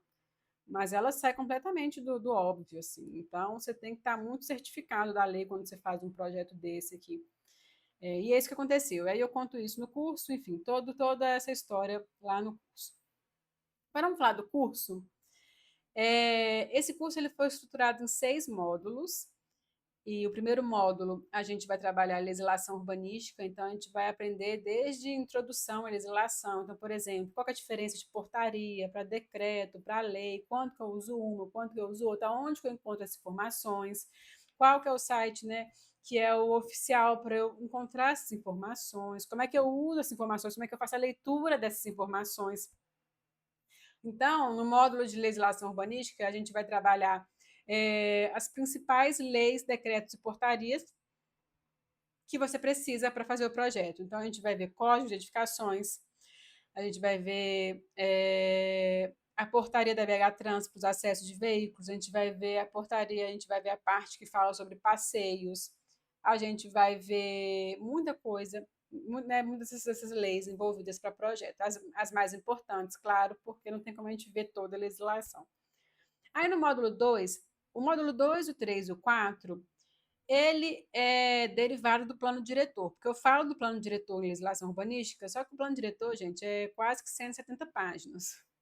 É sua obrigação ler, inclusive, o plano diretor, e todo o código de edificações é só, não é nem 20 páginas, gente. Você lê isso em 2 dias, assim. A gente tem que ler. É chato, porque é aquele português de advogado, assim, com aquelas palavras e verbos conjugados de uma forma que a gente não gosta, mas enfim, gente, tem que ler. O meu trabalho nessa parte do módulo 1 é justamente humanizar, né, trazer, deixar mais claro essa parte né, jurídica da coisa. Mas o plano diretor, eu não consigo falar todo ele, né, lá nesse módulo 1. Então, eu tive que separar 3 módulos que são derivados do plano diretor. O módulo 2, que são os parâmetros urbanísticos, com foco no anexo 12 do plano diretor, tem um anexo que fala só de parâmetros urbanísticos, eles são essenciais para você fazer um projeto. O que vai ser parâmetro urbanístico? Esse recuo de alinhamento que você vai precisar é um parâmetro urbanístico. Afastamento frontal, afastamento lateral, como é que calcula? Como é que você faz? Como é que você vai calcular esse afastamento lateral? Qual é o nível de referência? É o ponto médio do passeio? É o nível térreo da edificação? O que é nível térreo da edificação? O que é o H que você tem que ter essa altura para você relacionar, né, esse afastamento lateral com uma determinada altura que a gente chama de H? Onde é que a gente mede esse H? Ele vai até onde? Como é que funciona isso? Como é que calcula? Mostra isso tudo lá direitinho, gente, nos parâmetros urbanísticos. A altura máxima na divisa, como é que acontece quando o terreno é em aclive, é em declive, como é que, se ele é plano. Gente, está mastigadinho tudo lá em parâmetros urbanísticos. E depois a gente vai para os benefícios urbanísticos, que eu coloquei aqui em parênteses, que é planilha de cálculo de áreas, porque é nos benefícios urbanísticos que a gente vai aprender o que é uma área líquida, o que é uma área que não é computada no projeto, quais são os artifícios que a gente tem, por exemplo, para você fazer, se você está fazendo uma edificação de uso não residencial, poderia até ser o caso dessa minha loja. Se você quiser Se você quiser ter o benefício da fachada ativa, ou seja, você vai ter o nível térreo da sua edificação não computado no cálculo de áreas líquidas no seu projeto. Olha o diferencial que é você saber como fazer isso no projeto. Isso tudo está dentro de benefícios urbanísticos. Lá a gente vai fazer cálculo, a gente vai calcular as áreas líquidas, todas as áreas líquidas, não computada, para 4 situações diferentes. Então, eu vou entrar a gente vai fazer o cálculo manual e depois a gente vai entrar na planilha para tirar a prova. Então, eu vou calcular com vocês uma situação de edificação exclusivamente residencial, uma situação de edificação exclusivamente não residencial, uma edificação de uso misto e uma edificação que tem um benefício da fachada ativa, para a gente ver onde é que coloca esse valor de desconto, como é que a gente preenche isso na planilha. Está tudo aqui nesses benefícios urbanísticos. Depois a gente vai para instrumentos urbanísticos, então quando a gente vai exceder o nosso potencial de coeficiente básico, aí, né, o potencial que você tem direito de forma gratuita, que é o CA básico 1.0, na maioria dos casos, você quer construir mais do que aquilo, aqui nos instrumentos urbanísticos eu vou mostrar para vocês como é que acontece isso. Você pode adquirir por TDC. O que é uma TDC? Qual é a diferença da TDC para a ODC, por exemplo, que é a outorga do direito de construir? Como é que faz o cálculo do que vai ser pago para a prefeitura nessa outorga do direito de construir? O que acontece com esse dinheiro que você paga? Enfim, tudo isso vai estar explicado nesse módulo. O que é BPH, né, que é o benefício da produção de habitação social? Qual que é a porcentagem? Porque tem uma porcentagem também no coeficiente de aproveitamento. O coeficiente de aproveitamento é um parâmetro urbanístico, tá? Então a gente vai explicar todo ele lá, como é que todos esses coeficientes vão estar lá, a gente vai calcular, vai ter exemplo. E aí quando você quer superar, dependendo do teto que você tem, depois que você chegou no CA máximo, você ainda pode construir um pouco mais, usando esse BPH. Então, eu vou mostrar o que é esse BPH, de onde que ele surgiu. Vou explicar isso aqui nos instrumentos urbanísticos. Depois a gente vai para, depois que você conseguiu fechar o seu projeto, você vai precisar desses 4 módulos que eu falei para vocês, para você conseguir fazer o seu projeto. Aí você vai entrar com esse projeto na prefeitura. E aqui o foco do curso, como eu falei, é licenciamento de edificação. Eu vou mostrar todo o passo a passo, aonde que você, qual que é o site que você vai protocolar o projeto, a documentação necessária, a gente vai falar de todos os documentos, todas as situações relativas a licenciamento, os prazos para correção do projeto, quanto que custa para aprovar esse projeto, como é que é feito esse cálculo, né? Você tem que pagar uma guia de correção, né, de exame de projeto, quanto que custa, como é que é feito esse cálculo, qual que é o prazo que o arquiteto da prefeitura tem para corrigir o seu projeto, se você optar por entrar no alvará na hora, qual que é a diferença, né, de alvará na hora para alvará convencional, a gente vai falar nesse módulo também, e aí todos os prazos, todo esse processo de aprovação, eu vou falar nesse módulo 5, que é o licenciamento de edificação. E por último, para ilustrar tudo que a gente falou até aqui desses 5 módulos, eu vou trazer o estudo de caso do projeto aprovado, que na verdade são 2, que é a edificação que eu mostrei para vocês. Eu vou mostrar como é que foi o processo da primeira aprovação da loja e depois vou mostrar como é que foi o processo da modificação com acréscimo de área que a gente fez com o projeto da casa. E com certeza vocês vão, assim, depois que vocês virem essas aulas, com certeza vai ficar muito mais claro, porque nada do que está nesse curso você vê na faculdade. Não tem lugar nenhum, assim. Também nunca vi esse curso gravado em lugar nenhum. Já vi, sim, claro que tem outros profissionais que trabalham também nesse, né, tem esse trabalho educativo de ter cursos também, mas gravado como é a proposta que eu estou fazendo assim, dessa forma didática que eu estou colocando aqui, é só esse daqui. E justamente por isso que essa primeira turma que eu estou fazendo, ela vai ser especial. Eu não quero que entre pessoas que só vão comprar o curso e não vão ver as aulas. Meu primeiro curso gravado online foi o SOS Aprovação no PBH. Eu vi que muita gente não concluiu o curso só tinha 3 horas de duração, era um curso super prático, de um final de semana você já via. Não foi todo mundo que chegou até o final, eu não quero que aconteça aqui. Então, a abertura do curso, que eu estou chamando de turma Halloween, ela vai acontecer na data de inscrição, na sexta-feira. Eu vou abrir as vagas para a prova PBH e vou fechar. Vai ficar só 2 dias aberto, só o período do Halloween, porque eu vou fechar no domingo, dia 2 de novembro, que é finados, às 23 horas. Por isso que eu estou chamando essa turma de Halloween. Você vai ter esse final de semana para mudar o seu destino aí como arquiteto, ou entrando aí no, né, formando agora, você vai entrar em 2026 sabendo aprovar um projeto preparado para isso, porque a gente sabe que a gente sai da faculdade, a gente não vê nada disso, e a gente fica na situação de a Deus dará, fazendo coisas erradas como essa que eu contei para vocês, desse cara que me contactou falando que as pessoas que fizeram um projeto dele não sabiam o que estava fazendo, e não sabiam mesmo.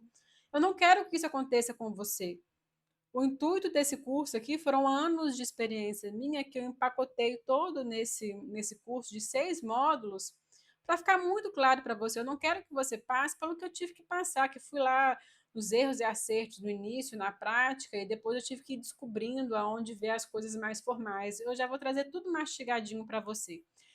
Então, o investimento desse curso é irrisório também, R$ 997 para o conteúdo que eu estou passando aqui. Nossa, só os 3 primeiros módulos, nossa, só algumas aulas desse módulo já pagavam isso. parcelado no cartão de até 12 vezes. Meu Deus. Eu vou tirar. No momento da inscrição, você vai ter acesso aos 3 primeiros módulos, então módulo 1, módulo 2, módulo 3 já vão estar lá, e os módulos seguintes eu escolhi por colocar semanalmente, justamente para dar tempo de você ver todas as aulas, e quando chegar no estudo de caso, que é o módulo 6, você não chega lá de paraquedas, porque eu sei que se eu colocar, a primeira coisa que você vai querer ver é o estudo de caso. Mas aí você vai chegar lá e não vai entender nada. Vai entender porque ficou muito didático, mas assim, eu quero que você analise comigo e entenda, isso aqui eu vi lá na aula tal, lá no parâmetro tal, isso aqui eu entendi porque na aula tal é assim que calcula. Eu quero que você chegue no módulo 6, que vai sair, que é o último, que vai ser postado, né, que vai ser que eu vou subir, né, no curso no dia 21 de novembro, você vai ter essas 3 semanas aí para você ver essas aulas. Eu quero que você chegue, eu quero que você veja todas as aulas, é muito importante para mim. Então, o módulo 4, eu vou liberar no dia 7 de novembro, o módulo 5 no dia 14 de novembro, e o módulo 6, que é o último estudo de caso, no dia 21 de novembro. Exercícios de acordo com os módulos, a minha proposta também é sempre ter exercícios que eu vou adicionar ao curso, e o acesso ao curso você vai ter durante um ano pela plataforma da Eduz. Então, esse é o momento de você mudar assim, o seu ano, a sua vida profissional como arquiteto. Não só se você não quer, Lud, eu não quero abrir escritório. Será que é para mim? Você não quer trabalhar no escritório de arquitetura? Se você não vai ter o seu, você gosta de trabalhar com projetos, você concorda que você vai acabar trabalhando em outro escritório. Você trabalhando em outro escritório, o diferencial que você vai levar para esse outro escritório, se você colocar lá no seu currículo que você fez o curso de aprovação de projetos na prefeitura, com todos esses módulos aqui, isso vai ser um diferencial enorme para o seu currículo. Mesmo que você não queira aprovar projetos por você mesmo, quando você for uma construtora, por exemplo, imagina se eu tivesse começado o meu trabalho nessa construtora que eu falei para você, se tivesse no meu currículo que eu tinha feito um curso de aprovação de projetos. Não precisava nem da indicação que eu tive. Na hora que o engenheiro visse o meu construtor, visse o meu currículo, falasse, nossa, ela fez um curso de aprovação, é tudo que eu precisava, ele ia me contratar na hora. Então, assim, a ideia do curso ele vale para você que quer ter o seu escritório, quer aprovar os seus próprios projetos, como para você que quer trabalhar numa construtora, que quer trabalhar num outro escritório, desenvolvendo projetos. Se você quer fazer projeto arquitetônico, que eu acho que é o diferencial da nossa profissão, né? Acho que a única pessoa que pode fazer projeto arquitetônico, entre aspas, né? Porque o engenheiro ainda consegue aprovar na prefeitura, o engenheiro civil, mas que tem a capacidade técnica, que estudou, que vai fazer um negócio bem elaborado, é o arquiteto. O design de exteriores não vai fazer, o engenheiro civil não vai fazer. Isso é uma coisa que só a gente consegue fazer. Então a gente tem que ter preparado para isso. E é esse o objetivo do Aprova PBH, te preparar para a sua vida profissional. E é isso, eu aguardo você então nessa turma. Vão ser só esses 2 dias para você fazer a sua inscrição e eu espero te encontrar lá. Um beijo.